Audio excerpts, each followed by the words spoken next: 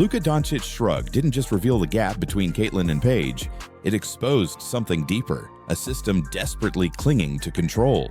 Basically, Wings GM conveys key difference in Paige Bueckers and Caitlin Clark's rookie season. He said the one thing when you talk about last season is that Paige won't have the benefit that Caitlin did. And this is nothing against Caitlin, but we had an Olympic break last year. So you got to see some players take a month-long break, essentially. And those rookies were coming off a grueling season in the collegiate game. They got a break and got to reset and finish strong. This draft class, which includes Paige, is not going to have that luxury. We don't have a big break where they can almost catch a second win and then push to the finish line in the second half of the season, he continued. Quote, perhaps it's because, unlike Clark, Beckers has always been outspoken about issues off the court, Thomas wrote in a Guardian article. At the 2021 ESPYs, Beckers was named the College Athlete of the Year. She used her acceptance speech to celebrate and honor black women in particular. In Beckers' famous ESPYs speech, she used her platform to recognize those who didn't get the same recognition as her, specifically highlighting black women. While Black America cheered Beckers, it seemed like mainstream white America, a demographic once viewed her as, in her words, a media darling, weren't singling out her praises. Is it a coincidence, or maybe because her injuries have made people forget her greatness as an athlete? But she's back from injury, and now why aren't people focused on Beckers as they were Clark last year when she was tearing up college basketball? Maybe if Beckers had delivered a more vanilla ESPY speech, things would be different. Y'all, we talked about it. Excited about the opportunities, right? Excited about the opportunity we have. Starts right now. The devil's in the details. Everything we do. Detail-oriented, purposeful, intentional, high level of communication. Okay, we're going to make a lot of mistakes. That's to be expected. But if we over-communicate, we'll be able to work through it. So high level of communication. I'm excited, y'all.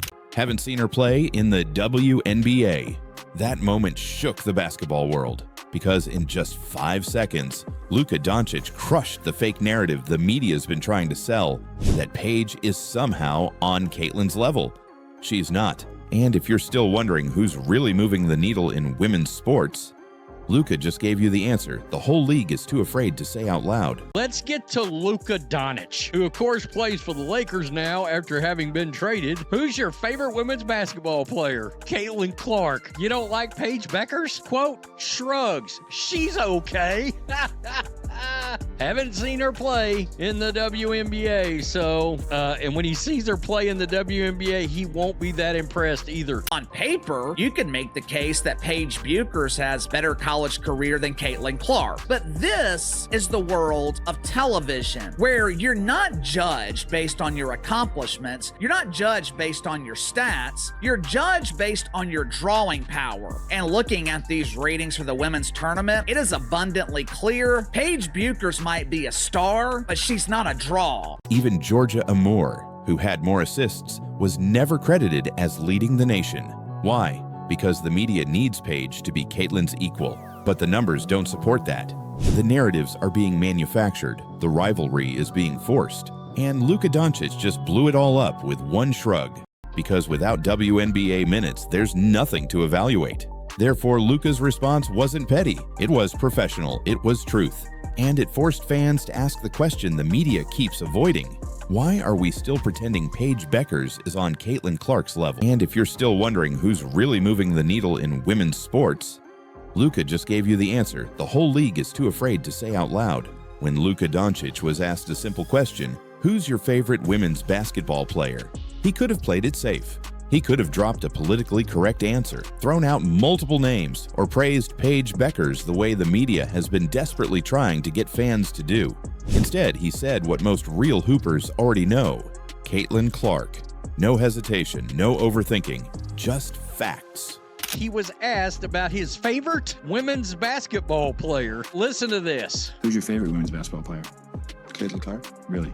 And when the reporter followed up by asking about Paige Bueckers, Luka didn't flinch.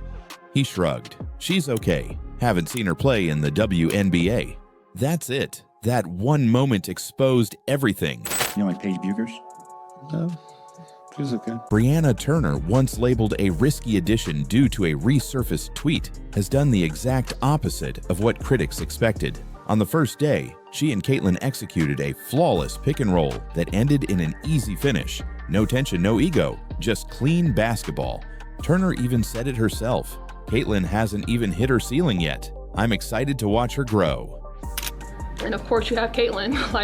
She had such a phenomenal rookie season, so many great accolades. And that structure starts with Coach Stephanie White, who brought a message of accountability from day one. We will make mistakes, she told the team, but if we over-communicate, we'll survive it. High level of communication. Okay, we're going to make a lot of mistakes. That's to be expected. But if we over-communicate, we'll be able to work through it. So high level of communication. I'm excited, y'all. Luka Doncic didn't hesitate. When asked to name his favorite women's basketball player, he could have said anyone. Paige Bueckers, Aja Wilson, Sabrina Ionescu. But instead, Luka looked dead serious and said just 2 words: Caitlin Clark. Who's your favorite women's basketball player? Caitlin Clark. Really? Yeah. No sugarcoating, no media spin. Suddenly headlines everywhere. Is Paige better than Caitlin? Can Paige become the next WNBA star? Are we overlooking Paige's greatness? But here's the problem. Paige hasn't played a single WNBA minute. She's not a rookie. She's a prospect, a name, a brand. And the media is banking on her because they're terrified that the WNBA's identity is changing without their control. Even respected insiders like Kurt Miller started throwing out strange excuses, saying Paige wouldn't get the same break Caitlin did during her rookie year. They blamed Olympic scheduling, load management, media pressure, anything to soften expectations before Paige even suits up. But Caitlin didn't get a break. She finished the most watched college game in history, then flew straight to the WNBA draft. She had no rest, no soft landing. She was thrown into the fire and still led the league in assists. What happened on day 1 wasn't supposed to happen this fast. Chemistry, that takes time. Systems, they need months to settle in. Rookies, usually overwhelmed, but not this team, not Caitlin Clark, not the Fever. While other franchises are still juggling rotations and adjusting to off-season trades, Indiana is already playing with mid-season sharpness. The old guard, including some loud voices in WNBA media, didn't know how to handle her. So instead of embracing the growth, they tried to discredit it. First, they said she was overhyped. Then they said she wasn't ready for the WNBA. Then they said she only got attention because she's white. And when none of that worked, they started creating fake rivals to balance the narrative. Aaliyah Boston, already a 2-time All-Star, was grinding through defensive rotations. And right behind her, Michaela Timpson, the rookie who stole the show. 6'2" with a 7-foot wingspan. That's already scary. But when she blocked Boston, yes, blocked the Rookie of the Year, the entire gym reacted. Not because it was disrespectful, because it was real. Timpson wasn't there to be a background player. She was there to earn a spot, and every player saw it. You could feel the tension. 15 players, just 11, maybe 12 roster spots. What happened at this practice wasn't just training. It was a message. And what came next? No one expected, because the Indiana Fever didn't come to play. They came to take over. Training camp usually starts slow. New teammates need time to click. Roles need to be defined. Coaches need to set the tone. But the Indiana Fever, they walked in like they had already been playing together for years. The media is scared because Caitlin Clark didn't come through the system. She didn't wait for permission. She became the biggest star in women's basketball on her terms. And Luka Doncic's answer wasn't just a shout-out. It was a signal to the world. Real hoopers know who's really changing the game. Therefore, every time the media tries to create another fake headline, they're only proving what Luka already told us.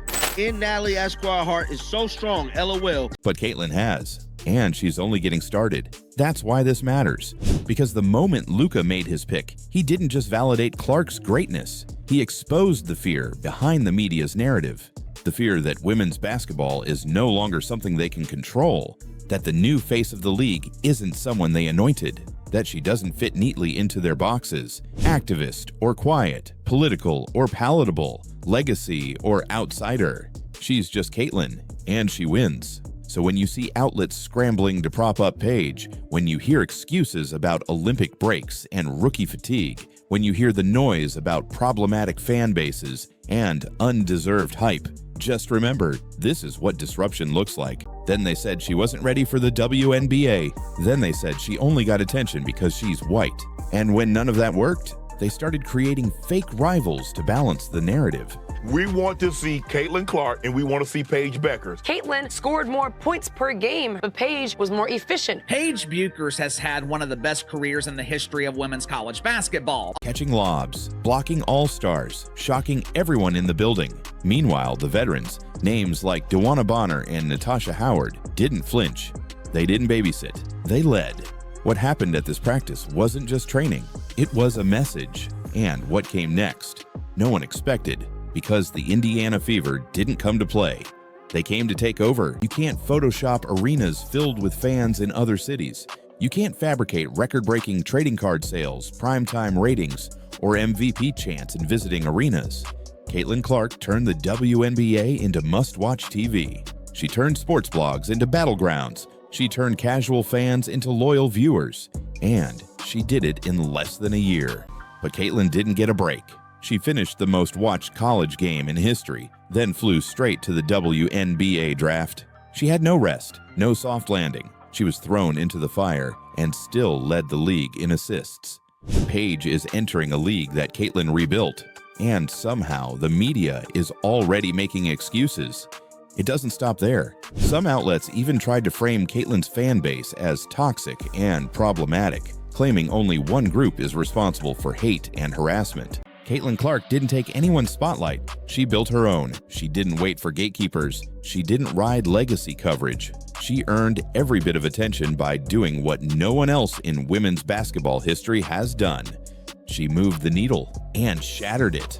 Not only do I not think Paige is going to move the needle, I don't think she's going to flutter it. I don't think it's going to vibrate slightly. Because the truth is, Caitlin Clark's rise has broken the old rules.